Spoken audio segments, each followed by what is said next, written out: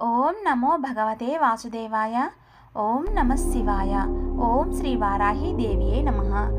ఆషాఢగుప్త నవరాత్రులు సప్తమి తిథి శుక్రవారము శ్రీ మహావారాహిదేవి విద్యాచలము పైన సాక్షాత్తు ఆ కాశీ విశ్వనాథ స్వామి శ్రీ వారాహి అమ్మవారిని ప్రతిష్ఠించారు. ఆ అమ్మవారిని స్థానికులు వింధ్యేశ్వరిగా కొలుస్తారు.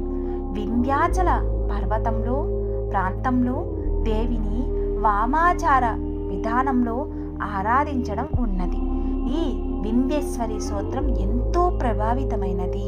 చాలా మహిమాన్వితమైన స్తోత్రము శ్రీ వింధ్యేశ్వరి స్తోత్రము. ఒక్కసారి అమ్మని తలుచుకుంటూ అమ్మ స్తోత్రాన్ని జపిద్దాం, పఠిద్దాం.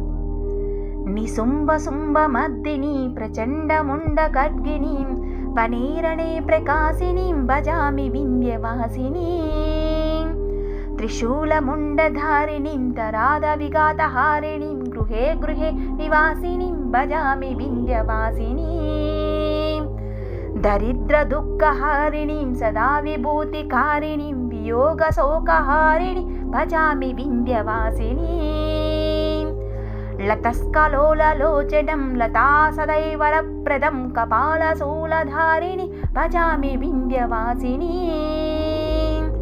కరే ముదా గదాధరిం శివాం శివం ప్రదాయినిం వరం వరాన శుభం భజామి వింధ్యవాసిని ఋషీంద్రయామిని ప్రదం త్రిదా స్వరూపిధారిణిం జలే స్థలే నివాసిని భజామి వింధ్యవాసిని విశిష్ట సృష్టకారిణిం విశాల రూపధారిణి మహాధరే విలాసిని భజామి వింధ్యవాసిని పురందరాది సేవితం మురాది వంశఖండినం విశుద్ధ బుద్ధికారిణి భజామి వింధ్యవాసిని. ఇలా 8 స్తోత్రములు అంటే 2 లైన్లే 8 ఉంటాయి. అమ్మవారిది చదవడం వల్ల ఏమిటబ్బా అని అనుకుంటున్నారా? అది కూడా వివరిస్తాను. ఇది శ్రీ విద్యేశ్వరి వారాహిదేవి స్తోత్రము సంపూర్ణం. అమ్మవారి అనుగ్రహం పొందే స్తోత్రం ఇది. ప్రతిరోజు పారాయణం చేస్తే శుభాలను ప్రసాదిస్తుంది. తరచూ అనారోగ్యంతో ఉండేవాళ్ళు ఈ అష్టోత్తరం అర్చన చేస్తే మంచిది. ఈమె ఆయుష్